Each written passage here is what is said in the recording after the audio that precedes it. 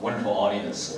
This is the first time I've been able to participate in such a conference, and it's always so re-energizing for me as someone who has spent my young professional career working on Taiwan policy issues to see so many passionate people who wants to do more to help strengthen the relationship between the United States and Taiwan. I just want to, first of all, apologize that I will be giving my remarks today in English, despite the fact that,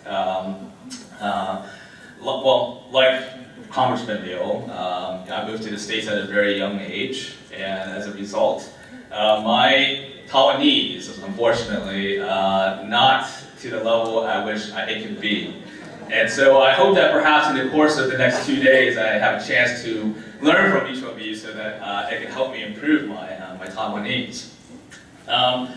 But before I begin really though, I want to take a few moments to explain the work that we're doing at GTI, because I think it's in understanding the work that we're doing at the Global Taiwan Institute, it'll help you understand the context of the remarks that I'm making today and why I am making the recommendations that I'm making in my remarks about U.S.-Taiwan relations. First of all, the most important thing to remember in terms of what we do is that we function as a think tank. And now, you may be wondering, what is a think tank? A think tank is a research institution that focuses on policy research for public education purposes. Now, there are 3 reasons why we engage in the work that we're doing. And those 3 reasons are informed by a tendency of Washington to do 3 things. First, to focus on Taiwan in sort of 4-year cycles. Meaning, the only time when Taiwan is really looked at is when there's a presidential election happening in Taiwan. Now, the reason for that is quite straightforward. It's because of concerns about how a presidential election in Taiwan may impact the policies of the Taiwan government. And therefore, when you have this tendency to focus only in 4-year cycles, there's a huge gap in between what has happened 4 years ago to what has happened on the day on which that election takes place. Now, this tendency also leads to a process by which policymaking becomes motivated or pushed by a more knee-jerk reaction, trying to catch up with what's happened for 4 years. Now, for a better informed policymaking process, then, there needs to be more consistent information and analysis about what's happening in Taiwan, about Taiwan, and about U.S.-Taiwan relations. Now, Taiwan is a dynamic society. It is a democratic society. And as such, there are many, many voices, and many voices that I'm listening to here that I've not had the pleasure of being exposed to before, and knowledge about what's going on in Taiwan, that I think it just really highlights the changes that are ongoing there. Now, if there's a better informed analytical environment that looks at Taiwan, then there's better expectations for what will happen. And with better expectations for what will happen, then there won't be many surprises in how things unfold. And I think that creates a more stable environment in which policy can become more reliable, credible, and better. The second tendency is that Taiwan policy has been predominantly China-focused. So the reason I say this is because oftentimes Taiwan policy is treated as a subset of a larger China policy, because China is as big as it is as strong as it is as economically powerful as it is. And as a result, as a consequence of that, there's a tendency in Washington to treat Taiwan issue as a subset of a larger China problem. Right, an issue to manage between the United States and China because of the influence of China. This is reflected in how think tanks in Washington D.C. work. Oftentimes, there are many experts in Washington D.C. Oftentimes focused on China. There is a handful of people that focuses only on Taiwan, and oftentimes those people who focus on Taiwan spend the majority of their time analyzing China, right? And so as a result of that, there is already a natural discrepancy in terms of the attention and the focus that people can place on Taiwan studies in Washington, D.C. The third tendency is a tendency to be focused too heavily on defense and security issues. Now, that is because that's where most of the resources are placed in terms of where attention is placed on Taiwan. Granted, the security of Taiwan and the military balance in the Taiwan Strait is of the utmost importance for U.S. interest in the Asia-Pacific. But nevertheless, that can't be the end-all, be-all of the U.S.-Taiwan relationship.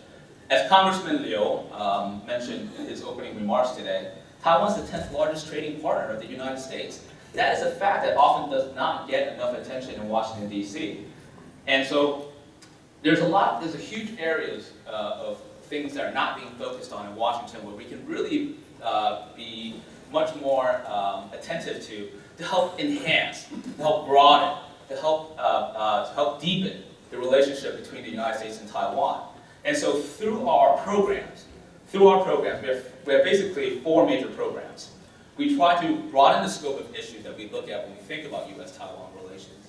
And secondly, we try to broaden the scope of people, bringing more people into looking at Taiwan issues. And so, first of all, I'll go briefly, and I'll go into my remarks. Briefly, the first program is called the Global Taiwan Brief. Now, this is a publication that is released every week on Wednesday morning, and it's released to almost 1,000 subscribers now. We're very pleased by that number because, as Vivian had just mentioned, we've been in operation now for less than a year. We were launched in September of 2016. And I can attest to you that many of our readers are from the government, are from senior high-level think tank experts, former practitioners, people in academia who are influential in their thoughts and their opinions about Taiwan, and also the broader public at large. And so we like to think that through our weekly publication where we invite leading scholars, contributors, to be able to analyze developments related to Taiwan, either its cyber capabilities, either its economic prowess, looking at the demographic changes in Taiwan, people have a better understanding and appreciation for Taiwan's democratic society, its military capabilities, but also some of the challenges ahead, so that in that way, the United States and Taiwan can help to work together to overcome some of these challenges, I think. And so that's our first major program. The second major program is public seminar series. If you're not already on our website, please visit it. It's www.globaltaiwan.org. We have almost 2 to 3 events every month. These are public seminars where we invite practitioners, think tank experts, government officials to come to speak at the Institute about timely issues related to Taiwan. So for instance, when I go back to Washington tomorrow, or on Monday actually, I arrive Monday morning because I have a red-eye flight tomorrow night. On Tuesday, we have an event on the 6 assurances. Now, President Ronald Reagan issued the 6 assurances in 1982, and it remains a cornerstone in U.S. defense commitments towards Taiwan. This is going to be the 35th anniversary for that. And just in light of the most recent arms package that had, or arms sales that the United States had just announced for Taiwan, this is a good time to reinforce the importance of why those 6 assurances still remain relevant and important and become even more critical in terms of how the United States crafts its policies toward Taiwan. And we do this on a regular basis. And so we have plans to do a Taiwan and Southeast Asia event later this month to emphasize the new southbound policy and continue on trying to maintain a steady drumbeat of focus about Taiwan in Washington, D.C. Because something that you have to remember is that against the backdrop of what may seem like a lot of programs focused on Taiwan, there is a lot more programs focused on China and Washington. And we must maintain this presence both in our analytical research as well as our activities to ensure that Taiwan is on the mind of the public at large and as well as on the mind of policymakers, both in the executive branch and in Congress. So that's our second major program. Our third major program is going to be an annual symposium that we're in the process of planning that will happen later this year. The fourth major program is a fellowship program. These are fellowship that actually works in both ways. To send American scholars who have an interest in Taiwan to go to do short-term field research studies in Taiwan. And then the other one is a Democracy and Civil Society Fellowship to bring Taiwanese scholars to the United States for a short-term fellowship in Washington, D.C., where they're having an opportunity to engage in our programs and also to be able to interact with other think tank experts, academics, and to really sort of help provide a, if I may say, just a training platform, for other people to have Taiwanese experts here to demonstrate a voice from Taiwan. So with that, I just want to give you guys background to the work that we are doing. We continue to, we're approaching our 1-year anniversary in September, and we're very excited for, the year ahead. And I think, with the support of the co-founders and the board of directors, I just want to say thank you to, I know that some of them are in the room. Thank you for your continued support. And if you have any questions related to the organization, please do not hesitate to ask me. So, topic of my talk. I've been asked to address the future of U.S.-Taiwan relations under the Trump administration. I think to really understand the future of this relationship, we must understand the present. And the present is very difficult to understand. So, as Congressman Liu had mentioned earlier, is that it's very confusing. Now, I must stress that the viewpoints that I'm going to express here are my own. Okay? And some of them will differ with what the Congressman had said earlier in terms of the direction of the relationship. You may say that I'm a little bit more optimistic than he is in terms of his views about the future of U.S.-Taiwan relations. And I'll explain why in the course of my talk. But really, what I would like to do here is tell a story.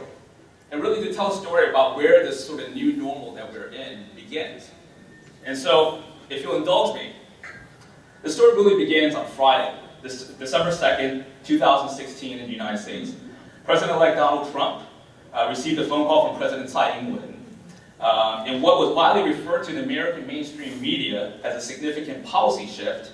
The two world leaders spoke on the phone for a little over 10 minutes, and during the brief phone call, President Hsaio reportedly congratulated the president-elect on his election victory and exchanged views about the economy and regional issues.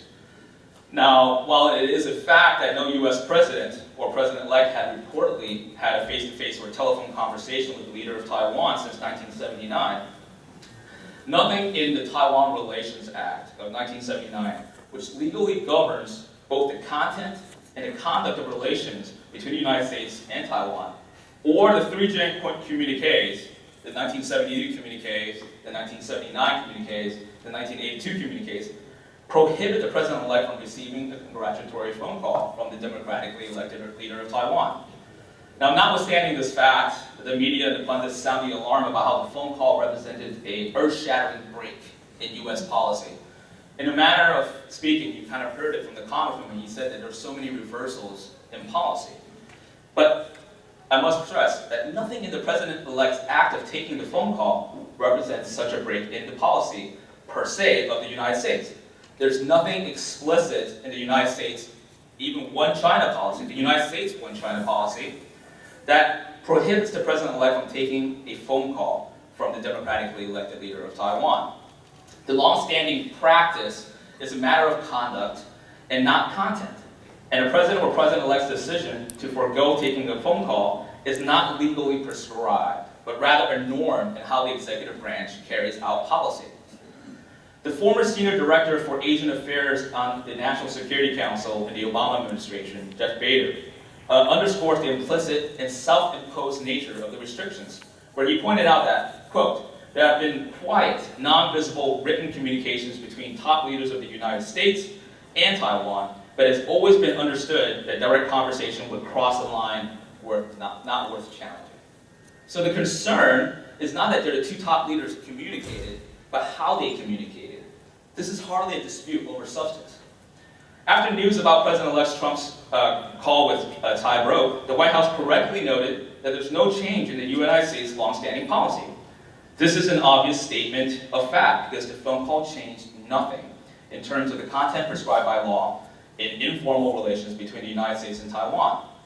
Of course, this has not restrained Beijing's leaders from taking the opportunity to draw a line around the United States policy by asserting that the One China policy is the cornerstone of the sound development of China-US relations, and we don't want the political basis to be interfered with or damaged in any way.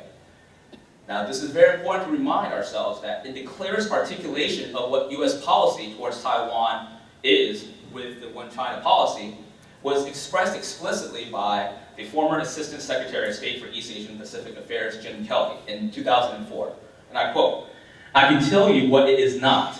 It is not the One China policy or the One China principle that Beijing suggests, and it may not be the definition that some would have in Taiwan, but it does convey a meaning of solidarity of a kind among the people on both sides of the straits that has been our policy for a very long time." End quote. Now, President Carter's, back in 1978, decision to unilaterally sever ties with Taiwan did not go unchallenged. This really speaks to the bipartisan nature of support for Taiwan in Congress. And you can see that demonstrated in both in Congressman Liu's earlier remarks. As a Democrat, Taiwan remains a steadfast partner, democratic partner of the United States. And despite the bruising battle of the last election, I think that while there was a tie by which there were concerns expressed among political types about the direction that the president-elect was going to take U.S. policy towards, it all nevertheless consolidated again around support for a bipartisan support for Taiwan. About 2 weeks ago, I was on the Hill. I had the honor to testify before the House Committee of Foreign Affairs Subcommittee on the Asia and the Pacific. And I was there at the invitation of Democratic Representative Brad Sherman. And I think that really demonstrates the bipartisan support there, that despite the partisanship in Washington, bipartisan support for Taiwan still remains strong, and they were just reinforcing really the importance of U.S.-Taiwan relations. Now, Donald Trump and President Hsaio, the PRC Foreign Minister Wang Yi, who previously served as director of the State Council's Taiwan Affairs Office, blamed the Taiwan government for orchestrating the 10-minute phone exchange between the two leaders. This is just the Taiwan side engaging in petty action, and cannot change the One China structure already formed by the international community. Acknowledging that the phone call did little to change U.S. policy, the foreign minister concluded, "I believe it won't change the long-standing One China policy of the United States government." Now, the calibrated responses from the PRC are better understood in the context of Beijing's long-standing efforts to shape and define U.S. policy towards Taiwan through this type of political warfare, if you will. The objective is to align U.S. policy more closely with Beijing's One China principle. Towards that end, Beijing utilizes diplomatic, economic, and military tools of statecraft to influence Washington and also Taipei from taking policy positions that Beijing sees as removing it or detracting it from its One China principle. An example of this false equivalency is found in the Taiwan Affairs Office, the PRC's Taiwan Affairs Office response to the phone call, which stated, quote, "We have firm will, full confidence, and sufficient ability to curb any form of, quote, Taiwan independence," end quote, "and will continue to advance the progress of national reunification." Now, in this case, Beijing appears to be attempting to characterize the phone call as a trick by the Taiwanese leader to get Washington to recognize Taiwan independence. Yet, any reasonable inference would never suggest that accepting a phone call could be considered an indicator of such a radical political signal. In this raw political environment, still at this point, I think, reeling from the presidential election, there seems to be, to a degree, more receptivity to Beijing's position on these matters.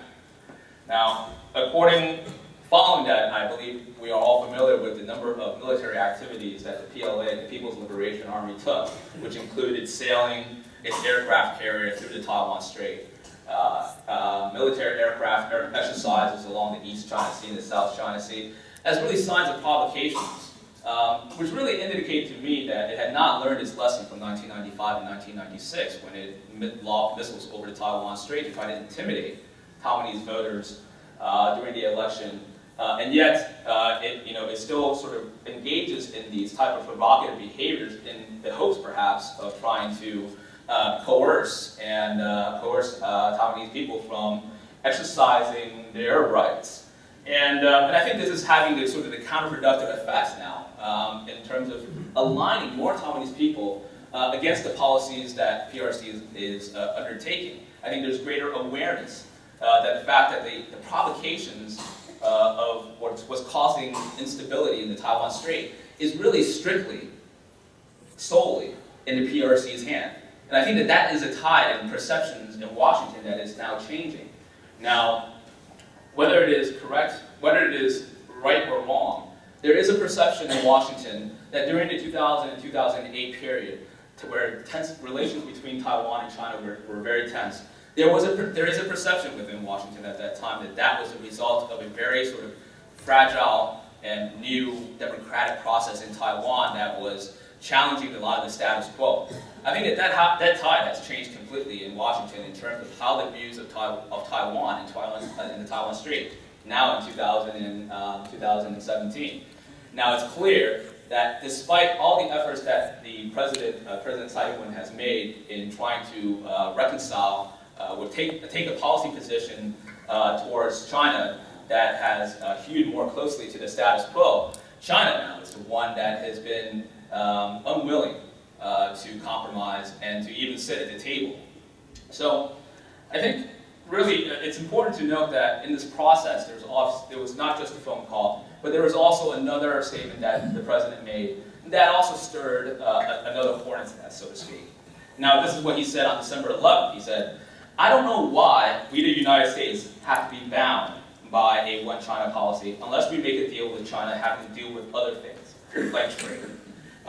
Like reaction to the President-elect's phone call with President Tsai, most comments that responded to this comment range from fear, disbelief, and contempt. Some observers were shocked that Trump had the audacity to question what was almost seemingly a sacrosanct one China policy. Others scornfully mocked the president for sort of waddling into a destructive change of U.S. policy that risked igniting World War III, while some expressed concerns that the president-elect was using Taiwan as a bargaining chip. Yet, the one China policy is neither static. The U.S. one China policy is neither static, nor should anything in the president-elect's statement at the time be conclusively read as a shift in the U.S. one China policy, in one direction or another. Not yet, at least. The prevailing misconceptions throws into sharp relief an increasing liability that exists within how U.S. policy is engaged with Taiwan with regards to this one China policy. And that is, no one really knows what it is. The overwhelming reactions to President Trump's comments refer to the one China policy as if it came from the pages of the Bible. Every U.S. president, except Teddy Roosevelt and John Quincy Adams, swore their oath of office on the Holy Book. And even the Bible is open to interpretation. Similarly, and yet, one China policy is neither law, nor was it ever clearly defined. Now, as former State Department official and perhaps someone known to many people in this room, he happens to also be a GTI advisor, John Tasik, observed, quote, "Our," meaning the U.S., China policy has become an impressionist fabric similar to Justice Potter Stewart's view of pornography. That is, I shall not attempt to further define the kinds of materials I understand to be embraced within that shorthand description. And perhaps I've never succeeded intelligibly in doing so, but I know it when I see it. Taboo to even touch, the confusion is understandable because the U.S. one China policy is ambiguous at best and indecipherable at worst. That the policy continues to be shrouded in mystery creates dangerous myth that makes it susceptible to manipulation and misapplication. The U.S. one China policy, at the very least, is due for recalibration. Now, there's another tendency in Washington that when we treat policy issues, and we tend to treat it as if it is legally prescriptive on what the government must do, not understanding the fact that the only element of U.S. policy that is actually law and actually has the authority that prescribes actions that the U.S. government must take is in fact the only element of it, the Taiwan Relations Act of 1979. The 3 communiques that I mentioned earlier, the One China policy, even the 6 assurances are not law. But yet, the law is the Taiwan Relations Act. And that, there, I think, is important to emphasize that when we think about how the United States, U.S. policy towards Taiwan, is that that there is a tendency to overemphasize how Beijing reacts to this policy. And therefore, it causes concern within Washington, because of concerns about this reaction, that it would sort of minimize its interaction with Taiwan. This happens with arms sales, for instance. Now, there was a practice starting in 2008 when the U.S. government would start bundling arms sales to Taiwan in order to minimize the frequency of it, so that, because every time there's an arms sales to Taiwan, Beijing just goes crazy, right? And so, and they're like, so the consideration is, well, if you just put them all at once, you just have to deal with one time, and that way it would, it would minimize the amount of friction that there would be between the United States and China. But that clearly creates another issue. While I think it was, well, in some ways, it was perhaps not, there was no sort of malignant intention there, but it created a tendency, at least in Washington, to bundle all these. It calls into question the credibility of U.S. defense commitments to Taiwan. And so there are efforts underway in Washington, at least to have the United States reconsider this policy and be able to have a more reliable, consistent procedure in place to demonstrate its defense commitments to Taiwan. And so these are all issue areas that that we want to research and understand. How do we optimize the process? How do we optimize the process that strengthens U.S.-Taiwan relations when it comes to either economic issues or military issues on these matters? I prepared a very long remark that actually I will shorten in a way because I do want to get the chance to go to Q&A. How much time do I have left, by the way? Because I have much more. This is not even half of it. But I do want to go to, but I don't want to conclude just yet. Before the subcommittee on Asia and the Pacific, when I testified back in June, and perhaps that way we can, this is the future. This is where I see this is where I hope the future is going to be going towards. And that way, perhaps this will help inform all of you in terms of my humble opinions on where the relationship ought to be going. And these recommendations are based upon an assessment upon where we are in the relationship, how the Trump administration has handled it. If I were to summarize briefly, because I hadn't had a chance to do so, I would say that there hasn't been a change in U.S. policy towards Taiwan, despite all the concerns about Taiwan being used as a bargaining chip. Despite the reaffirmation of President Trump of the U.S. One China policy, that has been a long-standing policy of the United States, and it has not changed as a result of reaffirmation. If we look at the statements made by both Secretary of Defense Mattis at the Shangri-La Dialogue in Singapore, which is the largest defense gathering, where he explicitly mentioned the Taiwan Relations Act and U.S. long-standing defense commitments, that is a clear political signal that was sent to ensure that U.S. defense commitments to Taiwan remain strong. That is the first time that the Secretary had actually explicitly mentioned the TRA in such a public setting. So I think that signal should not be lost to observers who closely study this relationship. And of course, the U.S. arms sales just announced, the $1.4 billion, again, is consistent with long-standing U.S. policy. And so it comes back again to a point where we are now back at the status quo, but it includes a phone call with the Democratic leader of Taiwan that people were afraid would cause such a rupture in the relationship. That's why people didn't do it. But look at where we are now, right? So the sky isn't falling. That's what I'm saying. There's a lot of self-imposed restrictions in the relationship between the United States and Taiwan that really, again, it's not legally prescribed by law, and it's just a matter of how the practice of policy has inhibited our bilateral relationship. And so there's really a need to sort of look at issues creatively about how we can move the relationship forward. So the recommendation, I have 5 recommendations. First, especially in the aftermath of the break in diplomatic ties between Taiwan and Panama, I believe that the committee had passed the Taiwan Travel Act, which defines the United States should lift the self-imposed restrictions of high-level visits between officials at all levels of the U.S. government, including cabinet-level national security officials to and from Taiwan. This could be enhanced. This could be to include more, other high-level exchanges. I would note, just as a matter of raising awareness of the people in this room to this, there had been a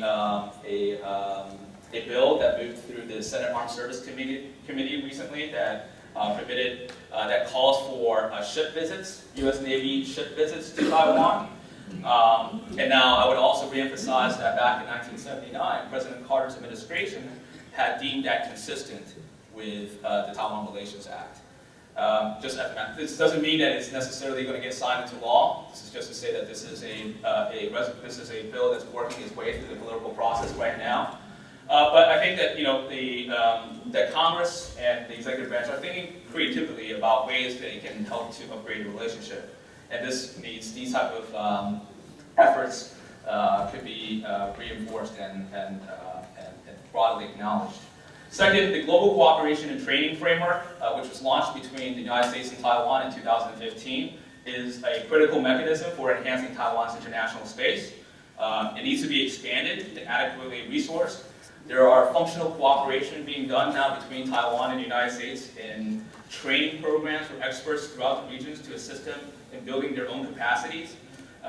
So where Taiwan has an expertise in. And so these are apolitical in nature, and Taiwan's meaningful participation in the international community must not be curtailed by the PRC's calculated politicization of Taiwan's international space. Third, the PRC's massive military buildup across the strait and its continued refusal to renounce the use of force against Taiwan is a threat to the peace and security of the Western Pacific area. Now, while the United States has managed to deter Beijing from taking destructive military action against Taiwan over the 4 decades, it was when it was relatively weak. The risk of this approach inches dangerously close to outweighing its benefit. So there is a need for greater clarity of U.S. commitments to defend Taiwan, which is critical for purposes of deterrence and stability. Fourth, the United States should not downplay the importance of human rights and democracy and the consideration of U.S. values, American values, in its approach to Taiwan. It is at least reassuring to note that at Secretary Tillerson's confirmation hearing, the Secretary stated that, quote, "The people of Taiwan are friends of the United States and should not be treated as a bargaining chip. The United States' commitment to Taiwan is both legal and moral." And fifth, and most importantly, I would say that there is a need for new assurances for Taiwan. Reagan's 6 assurances, which was issued back in 1982, are necessary, but perhaps no longer sufficient. Much has changed since 1982, and I think in conjunction with the original assurances, there needs to be broader recognition that it explicitly emphasizes the honoring of the TRA, that does not pressure Taiwan to negotiations, that there's going to be no co-management of the issues, and that support for Taiwan's democracy is a key element of this relationship. So with that, I will conclude, and I will start taking your questions. Thank you. All right.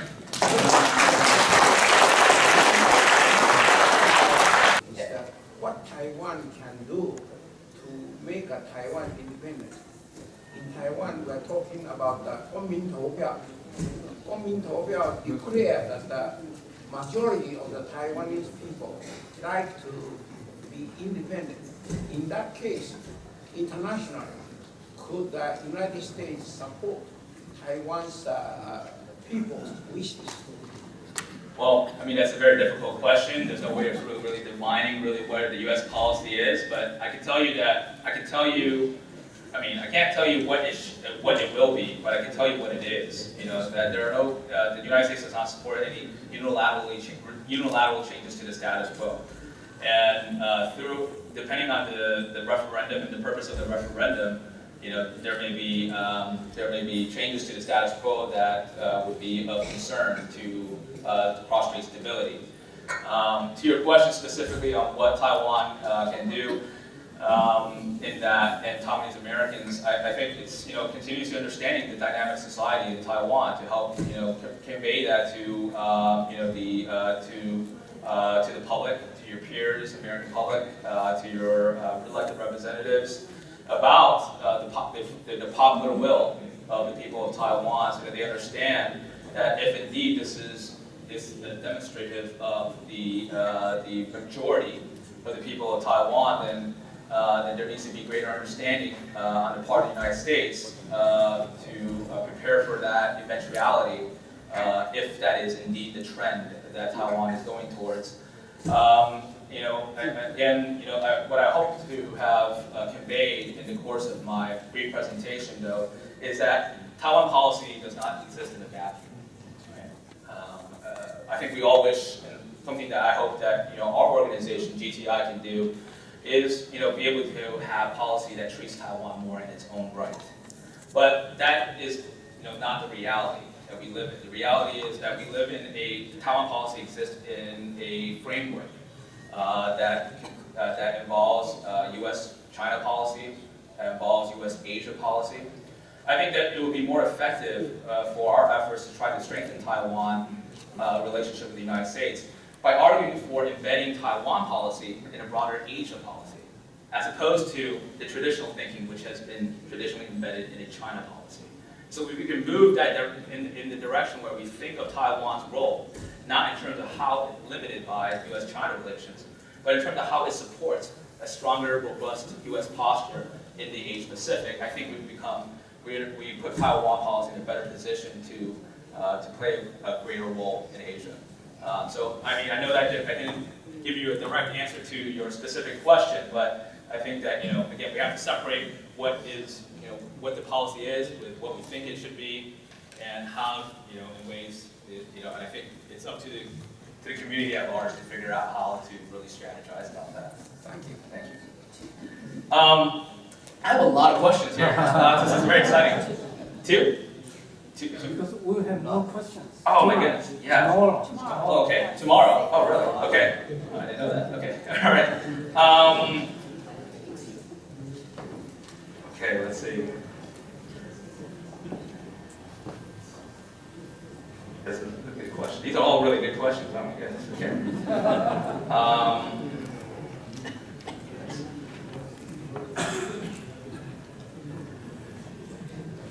Let me take this one. This one has really nice handwriting. Here. So the question is, do you think the democratic development in Taiwan started at the Sunflower Movement? What is your projection of Taiwanese democratic development? In your opinion, what is the chance of independence of Taiwan? Well, okay, I should have read that first before I wanted to address this. But I do think to answer the first two questions, though, clearly democratic development in Taiwan did not begin with the Sunflower Movement. It began much earlier. It began, in the 70s and 80s, of people who had fought for for democracy under a period where Taiwan was under martial law, and so really those are the forebearers of the democratic movements for Taiwan's democracy. But I think that the Sunflower represents a rejuvenation of that democratic spirit in Taiwan that does not take no for an answer necessarily, and really wants to be able to push for greater representation, political participation, and an ability to engage in the political process in a way that I think it's helpful to really move society forward. I think Taiwan's democracy is really the sharpest tool against Beijing's belligerence. And it's important to continue to refine that, rejuvenate that spirit where, because it stands as a stark contrast to the authoritarian system that exists across the Taiwan Strait. And I think with every election in Taiwan, with free and fair elections in Taiwan, with every peaceful protest in Taiwan, I think that distinction is drawn even more clear, and I think that ensures greater support for Taiwan in the United States. I always remember something that I recall in studying policy towards Taiwan, U.S. policy towards Taiwan, is that when the normalization between the United States and the PRC was signed in 1979, there were very few people in Washington, I think, at very senior level that really believed that Taiwan would be the thriving democracy and the economy that it is today. And I think many believe that the days for Taiwan were numbered in that effort where China was the diplomatic recognition, and also of its economy and its growth. But it's really at the end of the day that Taiwan's democracy has really helped to really appeal to the shared sense of values between the United States and Taiwan, and I think that's an important area to continue to emphasize. What is your projection of Taiwan's democratic development? I think that this Taiwan's democratic development is you can see. I think there's two clear trend lines. There is a greater sense of Taiwanese identity in Taiwan, which is clear. I think it's part and parcel of part of its democratic development. That more people, as society becomes more, that there's more democratic participation. The idea that you are part of a democratic community becomes stronger, and that community is defined by a shared sense of identity of being of the island, of the island of Taiwan. And I think that is a growing sense within Taiwan and sort of part of the Taiwanese democratic development. And I think it serves as a model, increasingly as a model for other emerging countries. And so you see this recognition also coming from the United States. The last administration, President Obama administration, the former Assistant Secretary of State, Danny Russell, had also emphasized the quality of Taiwan's democracy as a model for Southeast Asian countries, because it's going through a process now of transitioning from a more closed political system to more openness. And so I think that's important to emphasize. I will hold off on that last question. That's a little too hard for me to answer right now in terms of the short time that we have. But I will close at the moment right now, and then. But I really appreciate all these questions, and I will try to get to them. And if not, through my engaging with one of you, all of you, perhaps I'll take the time to respond to them if I can by email or things like that. Thank you. Thank you.